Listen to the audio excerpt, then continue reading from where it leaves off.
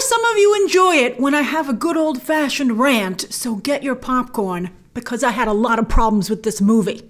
Now, I'm a big classic film fan, and I mourn the demise of Turner Classic Movies. It lives on in some ways on HBO Max, which is why HBO Max is such a great streaming service. But the channel itself just isn't what it once was. Rest in peace, Robert Osborne, such a great guy. I saw him walking outside the plaza once a few years before he died, and I went up to him and I said, "I'm so sorry to bother you, Mr. Osborne, but I'm such a big fan," and he was so nice. I do miss him. He did so. I don't think he gets enough credit. He's up there with Roger Ebert for, I think, really instilling a love of cinema in so many people. And he would be appalled with this movie.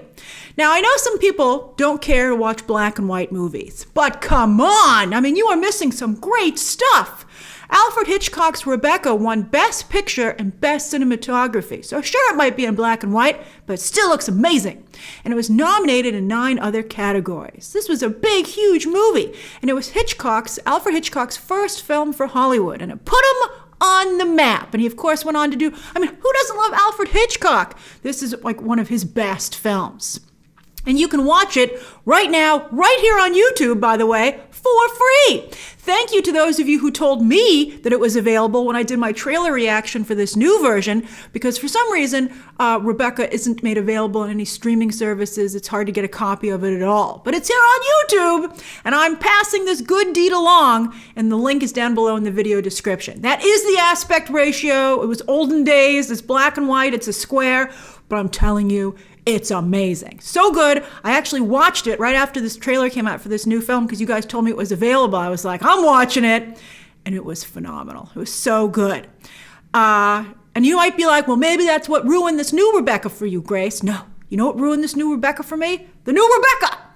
All right, and as you will discover when you watch the 1940 version, there is absolutely no reason to remake it. I don't know why anybody would be like, let's remake this. They didn't even update the time period. It's just a straight remake, and it's ridiculous. But director Ben Wheatley and screenwriter Jane Goldman, who have not such a bad resume, one that would never make you think they would do something so stupid, they've decided to remake it, and they've turned it into basically the Lifetime version. From Alfred Hitchcock to Lifetime. That's right. We all just threw up in our mouth a little bit. It's ridiculous. I guess no disrespect to Lifetime and like Hallmark Channel movies. And there's obviously money there because Netflix is going into that space too. But you don't do that to Rebecca. You go find some other thing to do that to. Now, the movie starts off well enough. When the movie begins, you'll be like, what are you talking about, Grace? This is fun. Because who doesn't enjoy running around the south of France? And the movie is shot on location. So you're actually there. And it's gorgeous. I was in the south of France. It made me really want to go back. I've only been there once, but boy, did it make an impression. It was gorgeous.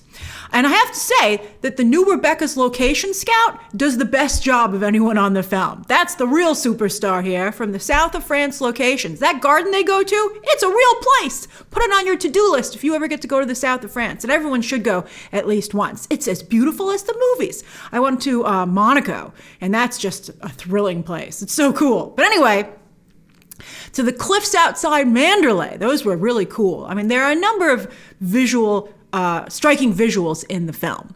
The expanded masquerade ball, for instance, is a welcome surprise, although its scale is also surprisingly small.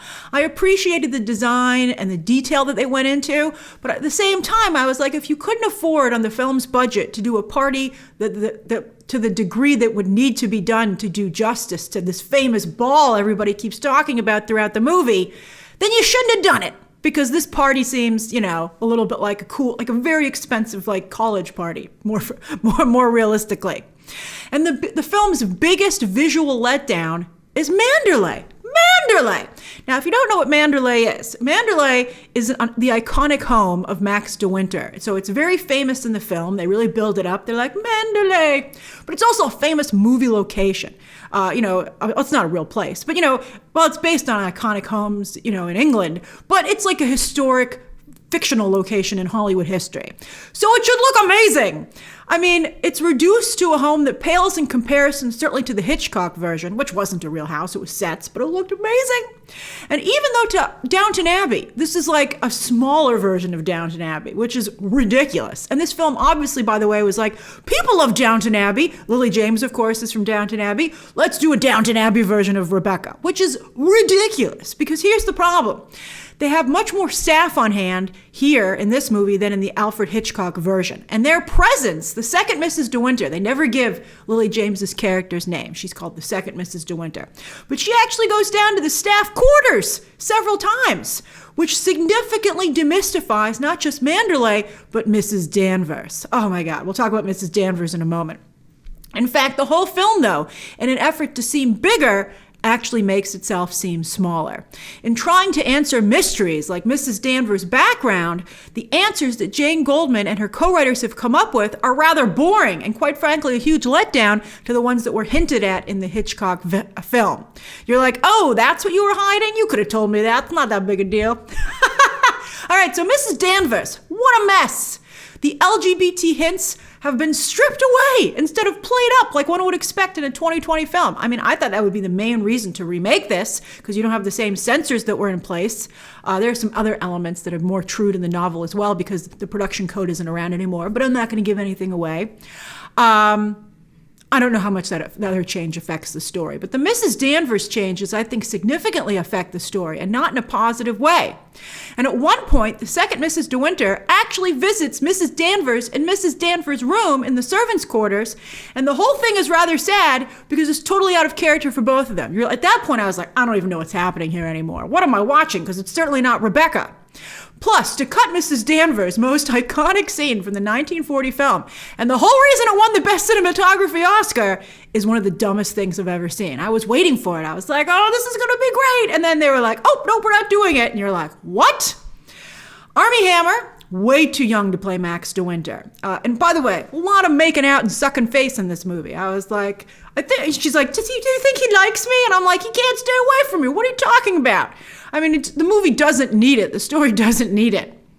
So anyway, Max's role, and they added something, they also add that Max De Winter sleepwalks, but they never do anything with it. They're like, in this version, he sleepwalks. And you're like, okay, so what are we going to do with this to make it worth including? And they're like, absolutely nothing. We just put it in there so that we can say that, we changed it up a little bit. So anyway, his role is significantly reduced. In fact, he no longer factors into the film's important and classic third act. Instead, he's put on the sideline so that Lily James's character can play Nancy Drew, which again totally goes against the original film. I mean, instead of Max and his new bride becoming a team, Lily James is more obsessed with defeating Rebecca than helping her husband, which again is totally out of character for her.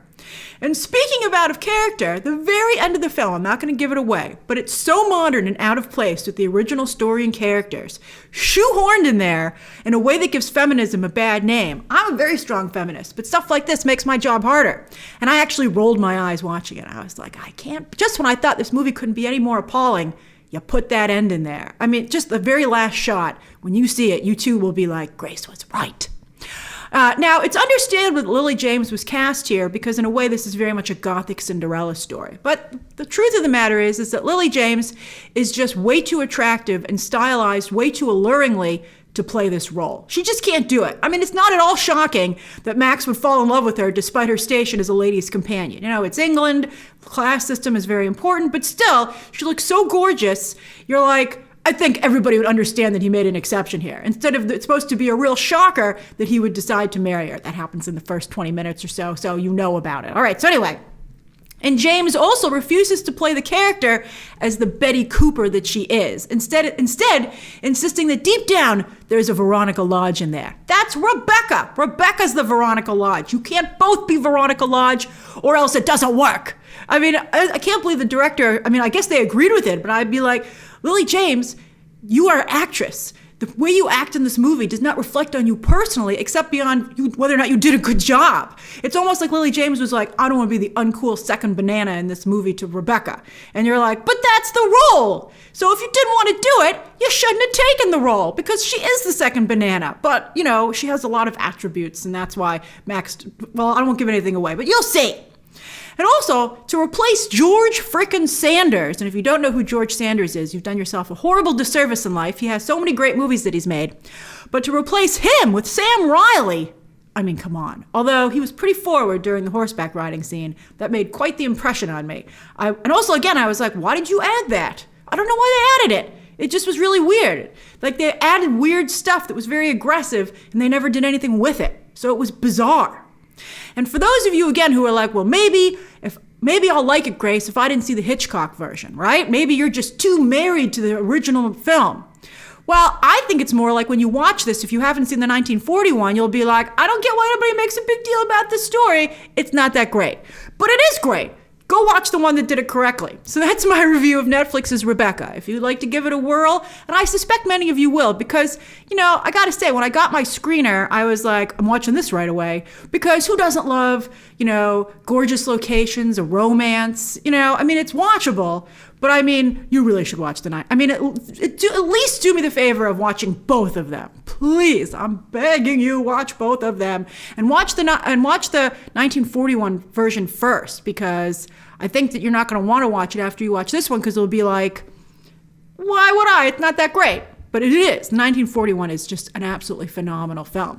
Back me up down below in the comments if you've seen it. I'd be curious to see what you guys think of this Rebecca film, this new one. I just had huge problems with it. It's like the people who made it didn't even watch the 1940 version, which is ridiculous. All right, so anyway, it begins streaming this Wednesday on Netflix. Share your thoughts down below, subscribe today, and of course, as always, you can check out some more videos right now.